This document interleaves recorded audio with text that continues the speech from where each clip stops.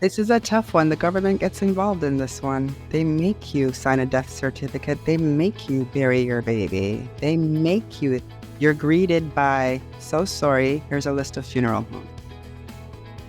It's something that nobody's prepared for. Forget about not being prepared for what's going to happen in birth. You have no clue, especially after 18 weeks. You're like, everything's perfect. You pass the 3-month mark, everything. Right? So there's a lot because you're rooting, you're up there and then you're down, right? I love, Sasha, that you were able to just like go in like full steam, pure heart, and just fall in love with baby daughter's spirit, like, and not have that hold back. Because I know that a lot of people fear that wanting to connect. And I did that every time, which is why we renamed our pregnancies Phoenix over and over, because I knew I was going to have a Phoenix, like that feeling, like I just knew it.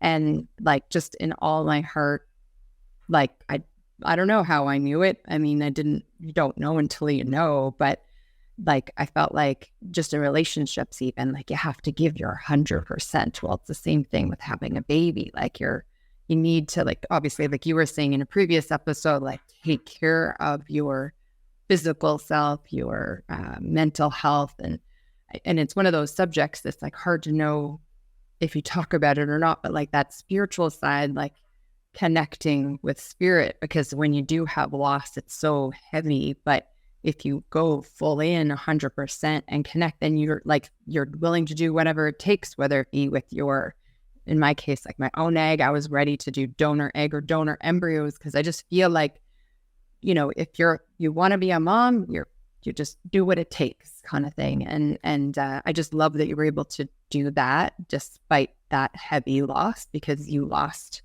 a baby, like a stillborn max at how many weeks were you, if you don't mind me asking? 21 weeks. So it's, I mean, every loss is a loss, but it's like, it's, I don't want to define it as heavier, but like it's hard because you're seeing. This is a tough one. The government gets involved in this one. They make you sign a death certificate. They make you bury your baby. They make you, you're greeted by, so sorry, here's a list of funeral homes. It's something that nobody's prepared for. Forget about not being prepared for what's going to happen in birth. You have no clue, especially after 18 weeks. You're like, everything's perfect. You pass the 3-month mark, everything's great. Right? So there's a lot because you're rooting, you're up there and then you're down, right? But you're right. You also, if you have a spiritual purpose as well, like something divine guiding you as well, then you also have a faith base of something. And you know what? The light shines, right? So depends on how you define all the spirits, right? And the reality too is, you know, outside of like a regular miscarriage, this is, you give birth. You give birth, you go through labor. My husband cut the umbilical cord, I pushed. And then, you know, and then post, there was trauma because they left placenta and I had to go back. I had to remove placenta in the same ward where people were delivering babies. So it gets tighter and tighter and tighter. So yeah, no, there was triggers. Right. There were, right? And then now you're pregnant, and we kind of talked about that in the last episode. And then you're postpartum with a healthy baby now, and all those changes, like the hormonal changes from pregnant to not, in the average woman, like who hasn't gone through that heavy or hard, in many cases, you're sleep deprived, you don't know what's up from down, and you're trying to take care of yourself while breastfeeding. So how was that? Like, how did you manage? Because usually it's in those deep, dark hours of night when you're like, I'm not sleeping, baby's sleeping, that you have those like anxiety thoughts. Like you're finally happy. Yes. You have what you want. Yes. But all of a sudden you're on this roller coaster going deep, deep, deep, deep, deep down, along with what's happening on the outside, right? Mm-hmm. Kind of swollen, your breasts are doing things, your body's doing things, your hair's falling out. Mm-hmm. And all this beauty, and all I could say was, I'm giving it to the baby. I'm giving it to the baby. It's for the baby. The baby's great. But, I had support. I had a night nurse. I had a doula, postpartum doula, lots of things coming in. We're recording. Lots of things coming in. So the supports piece post was very important. My mother moved in for 3 weeks to help with a lot of things. We hired everybody in cycle. So we hired a night nurse right away because we knew that I only function with sleep and that was not going to happen. And then after that, we hired an Ayurvedic doula to come in and cook and help and clean and do things of that nature because of my perfectionist tendencies that I could not uphold as a new mom. And then I read this great book that told me to stay home for 90 days and establish my village and make sure that I was doing everything warming and not letting anything cold enter or touch my body and just nest up with my baby. And then I sacrificed everything that was my previous life just to connect with my baby. Job, habits, beauty, everything. And we connected for 90 days and we walked out of those 90 days thick as thieves. And we haven't separated ever since. And it's been almost 3 years and I'm still at home with her, just bonding and bonding until she decides to fly. Which brings me to this, because when you say I'm staying at home, we have to also add in the realities of, okay, we have to handle this and we need to have an income. So you chose not to go. Am I allowed to say this? Absolutely. Okay. Go for it. You chose not to physically go back to your work, but yet you started a startup. You're creating your own business in the realms while you're being a full-time mom.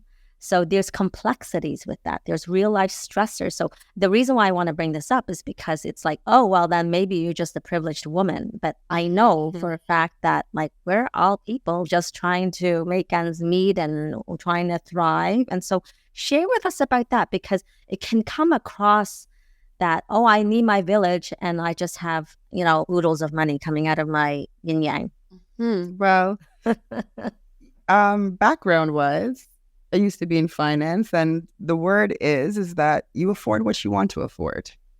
Okay? You make it work the way it needs to work by deciding what it is that's important to you and what you want to invest in. And like I said, it was me. And if I'm good, my entire household is good. And that is a true fact.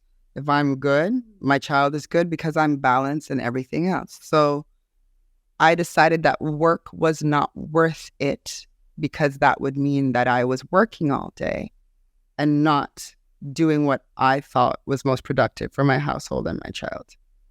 So staying home with my child was good. And then I was encouraged by both Max and my child to do something to encourage others to be well inside and out.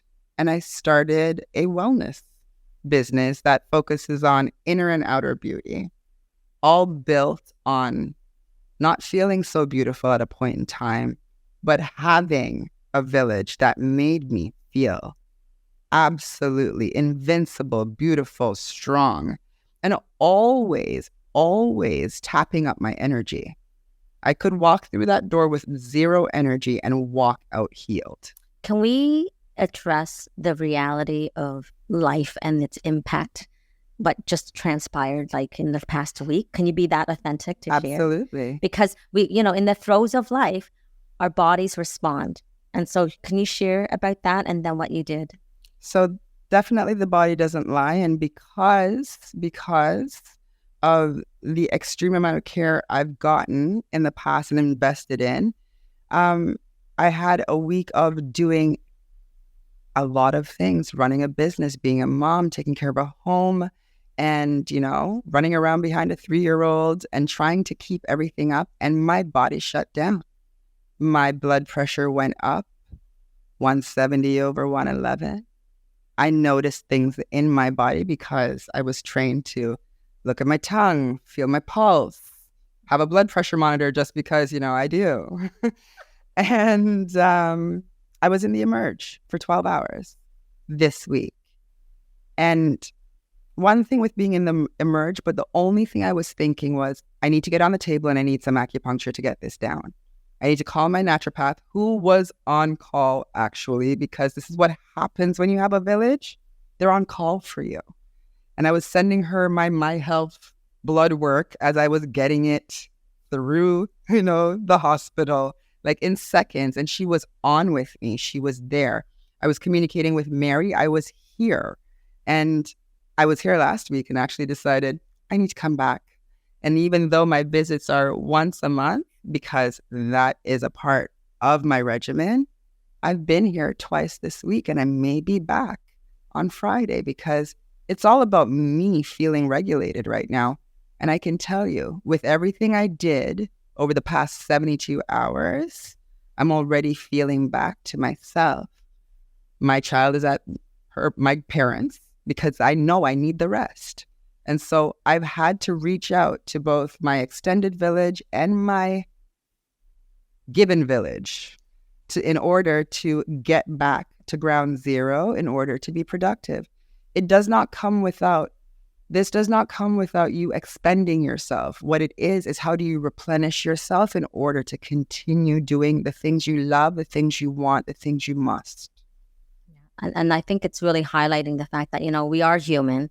We have stress in our lives. And sometimes, well, not sometimes, but when our body falls apart, so to speak, it's basically a signal to say, hey, pay attention. You need to address you right now. And it's going to knock louder and louder, where you'll be crashing more and more until you listen. And if you don't, I don't even know what happens. I don't know what happens, but I'll never be there because I listen and I come. And so I get what I need. You always need help. Get the help that you need. Well, it's very cool. So for those of you that have ever had acupuncture and have stuck out your tongue to the practitioner, she came in last week and her tongue, especially the tip, was like red to purple. And I was like a little startled. I was worried about her heart. I'm saying this now out loud to you because you're past the point. But in the moment, I'm like, this is not good in my head.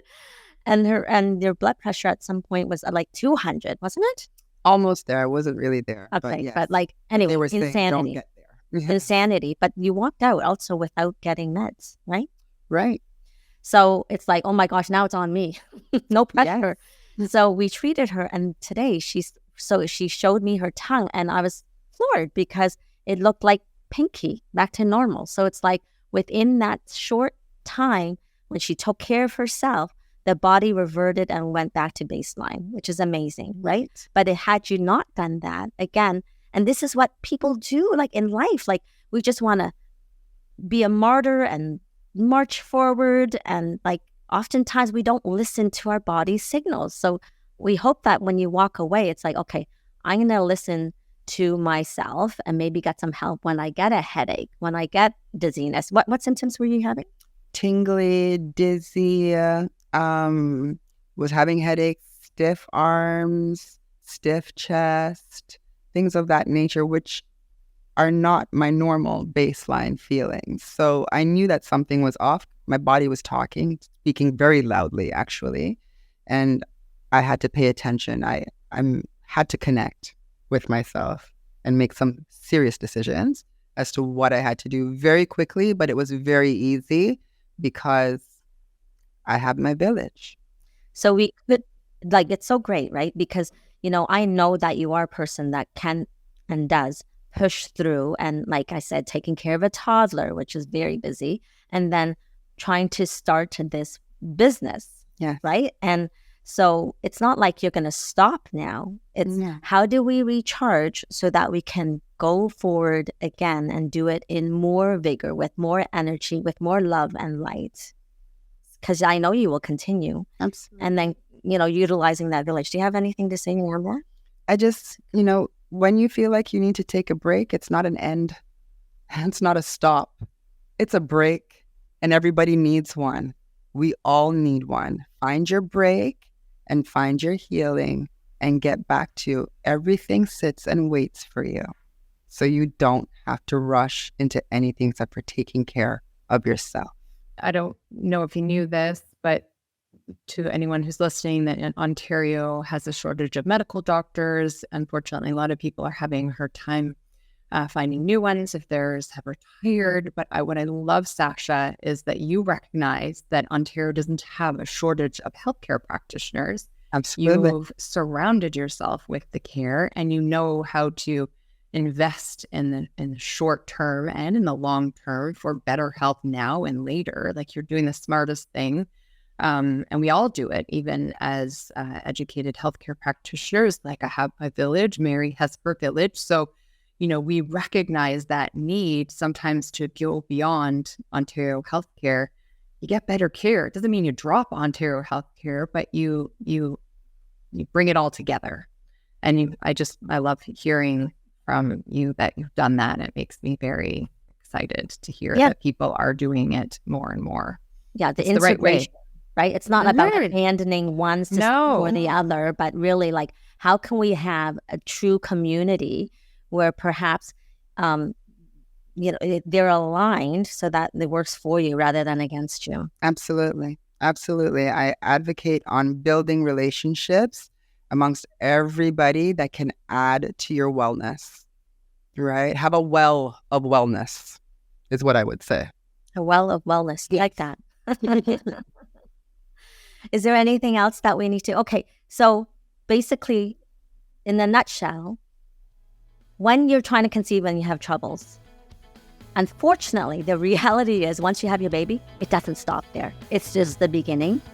And this podcast episode or this YouTube video is really about how can we support each other through all junctures of time, right? It's not just when we're having trouble at one transition. It's like there are challenges in every season of our lives, and we're here for you. Yes, and thank you. Thank you. Because the journey it's been good, and thank you for the support. I really appreciate it. I appreciate it. Thank you.